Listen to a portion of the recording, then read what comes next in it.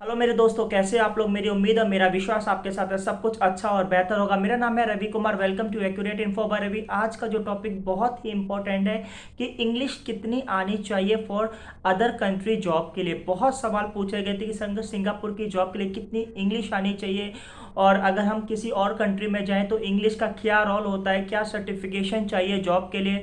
तो सबसे पहले मेरी आपसे छोटी सी रिक्वेस्ट है, अगर आप इस चैनल पर नए आए हैं please like share subscribe the channel, और ये वीडियो अपने दोस्तों या फैमिली ग्रुप में शेयर कर दो, ताकि जो इंग्लिश सीख रहे हैं या कौन कौन सी लैंग्वेज ज़रूरत होती है अब्रॉड जॉब के लिए, मैं इस वीडियो में डिस्कस करूंगा। सभी कंट्री, मोस्ट प्रोबेबली जो भी country big big major country है जिसमें फॉरेनर्स जॉब करते हैं, स्पेशली इंडियंस, तो उसको कौन कौन से बैंड चाहिए और क्या एजुकेशन इंग्लिश की चाहिए, क्या सर्टिफिकेशन नीड होती है, मैं बता दूंगा। चाहे वो पढ़ाई के बेसिस पर हो और या जॉब के पर्पस पे हो, क्योंकि इंग्लिश एक कॉमन लैंग्वेज है को communicate for other country people, because एक इंग्लिश को वर्ल्ड वाइड नॉन लैंग्वेज माना गया है। एंड जो वर्ल्ड की जो मोस्ट कॉमन लैंग्वेज है, इंग्लिश में ही कम्युनिकेट करते हैं, चाहे वो मिडिल ईस्ट हो, साउथ ईस्ट हो, चाहे वो यूरोपियन कंट्रीज हो, लैटिन अमेरिकन हो, यूएस हो, और अदर लाइक संघन इन हो या रशियन कंट्री हो। सो मोस्टली जो इंग्लिश से कम्युनिकेट हम बहुत आसानी से कर सकते हैं। सो सबसे पहले मैं स्टार्ट करूं कि सिंगापुर की जॉब के लिए आपको इंग्लिश की कितने पॉइंट चाहिए या नहीं चाहिए। तो सबसे पहले मैं बता देता हूं कि सिंगापुर की जो लैंग्वेजेस होती हैं वो मेजर 4 लैंग्वेज है जिसमें आदमी एक दूसरे से कम्युनिकेट करता है। तो पहली जो मेजर बोलने वाली लैंग्वेज है वो है मैंड्रिन, जिसे बोलते हैं चाइनीज। अगर आपको चाइनीज आती है आप अच्छे से काम कर सकते हो। ऑफिशियल जो लैंग्वेज है वो इंग्लिश ही है, लेकिन जो आपका इन्वायरमेंट रहेगा वो चाइनीज में थोड़ा ज़्यादा रहेगा। तो अगर आपको चाइनीज मैंड्रिन बोलना आती है, आप समझ सकते हो, लिखने की बात नहीं कर रहा, बस आप कम्युनिकेट कर सकते हो, आपको बहुत ईजी इन्वायरमेंट मिलेगा सिंगापुर में। अगर आप तमिल लैंग्वेज जानते हो तो भी आपको काफ़ी बेनिफिट मिलेगा। और इंग्लिश तो एक नॉर्मल लैंग्वेज है। अब जॉब करने के लिए या अगर आप पढ़ाई करने के लिए आ रहे हो तो ऐसा इंग्लिश का कोई सर्टिफिकेशन आपको नहीं चाहिए। हाँ, अगर आप सिंगापुर में पढ़ाई कर रहे हो, अगर ये यूनिवर्सिटी जो प्राइवेट इंस्टीट्यूट है, अगर वो other universities miss other England university से मिस यूनिवर्सिटी ऑफ ब्रिंघम है, और लंदन स्कूल ऑफ इकोनॉमिक्स है, अगर कोई यूएस की यूनिवर्सिटी है, ऑस्ट्रेलिया की यूनिवर्सिटी है, अगर आप उसमें एडमिशन लेते हो सिंगापुर में, तो आईएलटीएस के बैंड चाहिए 5 या 5.5 चाहिए। मुझे अभी ध्यान है, मैं 4 या 5 साल पहले मैंने एक आईएलटीएस का टेस्ट दिया था, मुझे मेरे 4.5 के आसपास बैंड आए थे। तो मेरी इंग्लिश इतनी अच्छी नहीं है, लेकिन 4 या 5, अगर आप सिंगापुर में 4 या 5 बैंड आते हैं, अगर आप इंडिया से दोगे तो शायद आपके 6 बैंड कैलकुलेट होंगे, क्योंकि एक ओवरऑल एग्जाम जो सेंटर्स होता है वहाँ इंग्लिश स्पीकिंग कंट्रीज में आपको पता लगता है। तो अगर आप सिंगापुर से जॉब के पर्पज से आ रहे हो तो आपको आईएलटीएस नहीं चाहिए। अगर सिंगापुर में कोई हॉस्पिटैलिटी वगैरह का डिप्लोमा कर रहे हो तो भी आपको इंग्लिश का नहीं चाहिए। अगर आप डिग्री के लिए अप्लाई कर रहे हो और जो यूनिवर्सिटी आपकी ऑस्ट्रेलिया या किसी अदर कंट्री से एफिलेटेड है, आपको आईएलटीएस चाहिए, वो जो यूनिवर्सिटी का रिक्वायरमेंट होती है। तो पहले बात तो आपको पता लगे सिंगापुर की जॉब के लिए इंग्लिश की इतनी कोई मेजर रिक्वायरमेंट नहीं है, आपको समझ आना चाहिए, आप उसको रिप्लाई कर सकते हैं।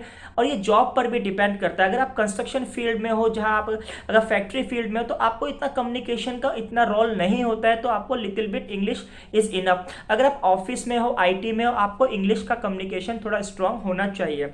अगर इंग्लिश की बात करूं तो अगर आप यूरोपियन कंट्री में जा रहे हो, इंग्लिश इतना रोल प्ले नहीं करती है, लेकिन लोकल लैंग्वेज वहाँ की, अगर आप जर्मन में जा रहे हो तो जर्मनी जरूर सीख के जाओ, स्पेन में जा रहे हो स्पेनिश, तो कुछ लैंग्वेज है आपका फ्रेंच है, फ्रेंच लैंग्वेज एक कॉमन जो अब कनाडा में भी यूज़ होती है और यूरोपियन कंट्रीज में काफ़ी यूज़ होती है।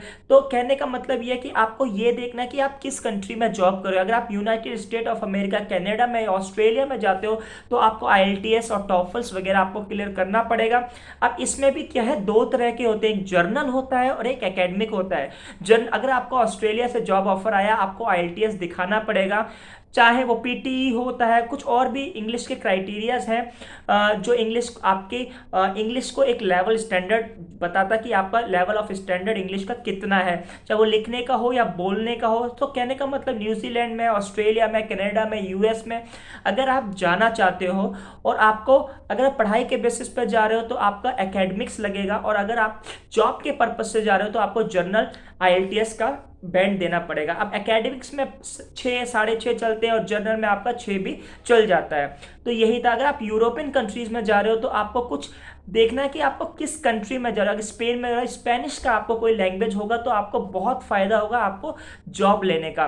सो ये बता दें, अगर आप लैटिन अमेरिका में जा रहे हो, साउथ अमेरिका में जा रहे हो, आपको स्पेनिश वहाँ की जो मोस्ट जो लैंग्वेज है, चाहे चिली हो, जो वहाँ की कंट्री है ब्राज़ील, वहाँ पर स्पेनिश ज़्यादा बोली जाती है। अगर आप मैक्सिको में जा रहे हो तो मैक्सिकन के साथ स्पेनिश वहाँ पर बहुत नॉर्मल है। सो आपको स्पेनिश, तो आपको देखना कि किस कंट्री में जा रहे हो आप। अगर आप यूरोपियन कंट्री में जा रहे हो तो वहाँ की एक छोटा बेसिक डिप्लोमा आप अपनी होम कंट्री से ले सकते हो, आपको फ़ायदा मिलेगा और आप कुछ ऐसे कोर्स भी ले सकते हो। तो इतना ही बताना था मुझे वीडियो में। आप मुझे कमेंट्स करके ये बताना कि आप कौन सी कंट्री में जाना चाहते हो, आपको कौन सी कंट्री में कितने बैंड की जरूरत पड़ेगी, सर्टिफिकेशन चाहिए नहीं चाहिए, मैं बताऊंगा। और एक साउथ ईस्ट एशिया में जो भी कंट्रीज आती हैं, चाहे वो मलेशिया हो, सिंगापुर हो, कंबोडिया, लाओस, अगर आपका यहाँ जो आपको इंग्लिश का कोई इतना मेजर रोल नहीं है। तमिल लैंग्वेज, अगर आप इंडियन हो, तमिल आती है, आपको बेनिफिट मिलेगा। चाइनीज में मैंड्रिन आती है, आपको काफ़ी बेनिफिट मिलेगा। अगर मैं मिडिल ईस्ट की बात करूँ, वहाँ पर हिंदी जिसे ज़्यादा बोलते हैं, उर्दू हिंदी का ही ज़्यादा प्रचलन है, तो आपको वहाँ इंग्लिश के साथ हिंदी आनी चाहिए, तो काफ़ी आपको कन्वेंस, क्योंकि देखो एक लैंग्वेज से आपका इन्वायरमेंट मिलजुल के काम करने का होता है, आपको कम्युनिकेट करने में काफ़ी ईजीनेस होती है। तो बता दिया मैंने कि सिंगापुर की जॉब्स के लिए, पढ़ाई के लिए ऐसा आईएलटीएस की कोई रिक्वायरमेंट नहीं। अगर आप डिग्री के लिए जाते हो तो आईएलटीएस की रिक्वायरमेंट हो सकती है। और या ऑस्ट्रेलिया, जो यहाँ की यूनिवर्सिटी, जिस यूनिवर्सिटी से आपका कॉलेज एफिलिएट है, उस यूनिवर्सिटी के कुछ कंडीशंस होती है, आप उस कंडीशंस को फिल कर सकते हैं। लेकिन यूएस, कनाडा, ऑस्ट्रेलिया, न्यूजीलैंड और इन कंट्री में आपको जर्नल में आईएलटीएस आपको शो करना ही पड़ेगा, चाहे वो जॉब पर्पज़ पर हो और अगर पढ़ाई के जा रहे हो तो एकेडमिक पर्पज़ पे हो। तो यही थी। और आगे वाले वीडियो में मैं ये बताना चाहता हूँ कि जो रजिस्टर्ड एजेंट है सिंगापुर की जॉब के लिए, कि कैसे, मुझसे काफ़ी पूछा गया था कि सर रजिस्टर्ड एजेंट के बारे में बताओ, तो मैं आगे वाली वीडियो में बताऊंगा। आप इस वीडियो को ज़्यादा से ज़्यादा शेयर करना ताकि मैं अगली वीडियो बना सकूँ कि रजिस्टर्ड एजेंट को हम कैसे कॉन्टैक्ट कर सकते हैं। सो इसी तरह से काफ़ी वीडियो आएंगी आप मेरी सिंगापुर से रिलेटेड, एब्रॉड में क्या चल रहा है और किस तरह की सिचुएशंस हैं। सो इतना ही आज की बताना था कि लैंग्वेज के बारे में।